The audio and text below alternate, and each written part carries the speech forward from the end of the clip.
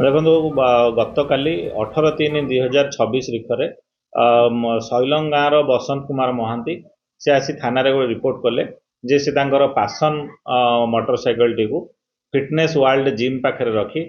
ଜିମ୍କୁ ଯାଇଥିଲେ ଏବଂ ସନ୍ଧ୍ୟାବେଳେ ଫେରିଲା ପରେ ଜିମ୍ରୁ ଫେରିଲା ପରେ ସେ ତାଙ୍କ ମୋଟରସାଇକେଲକୁ ପାଇଲେ ନାହିଁ। ଏ ସଂକ୍ରାନ୍ତରେ ତାଙ୍କ ରିପୋର୍ଟରେ ଘସିପୁରା ଥାନା କେସ୍ ନମ୍ବର 132/26 अंडर सेक्शन 303+2 रे बीएनएस रे गोटे केस रुजु होता ए संक्रांत रे जितेबाला आम तदंत कलु ये तदंत समय विभिन्न साक्षी मान पचरा उचरा एवं फिटनेस वर्ल्ड जिम रो जो सीसीटीवी फुटेज अच्छी से आधार रे आम जन को आइडेंटिफाई कलु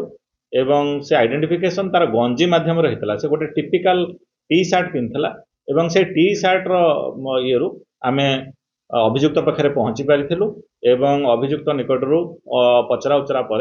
जानवा पाइलु जे से उक्त मोटरसाइकेल टी चोरी करी नहीं रामचंद्रपुर पथरपदा गाँव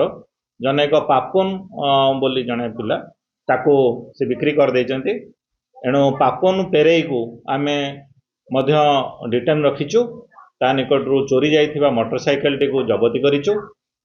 एवं जो मोटरसाइकेल रे अभियुक्त आसीथिला जिम पाखकू उक्त मोटरसाइकेल मध्य एक चोरी मोटरसाइकेल सेटा मध्य जबती करिचु एवं पूर्वरु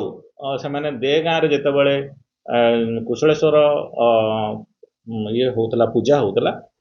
महादेवंगर जागर यात्रा होतला सेतेबेले मध्य गोटे से माने मोटरसाइकेल को चोरी करथिले उक्त मोटरसाइकेल को चोरी करछु। अतएव आमे मूल जने अपराधी दीपक कुमार राउत जहाँ घर हाथीशिला एवं जने रिसीभर पापुन पेरेई जहाँ घर पथरपदा रामचंद्रपुर उभय को आम गिरफ्त करिचु। तीनोटी मोटरसाइकेल जबती करिचु। ये दुई जन को आम सस्टेन इंट्रोगेशन करिचु कलापर आम आमको खबर मिली जे आउ 4 जन एथिरे अछंती एवं सेमान पाखरे आउरी 3टी मोटरसाइकेल मध्य अछि। उक्त 4 जन जाक एई घसीपुरा अंचलर तेणु तांको आम मध्य काली रात्रि रेड करा जायतिला किंतु सेमान आब्सकॉन्ड करि जायछन्ती। निश्चित भाव में से गिरफ्त करूँ और मोटरसाइकेल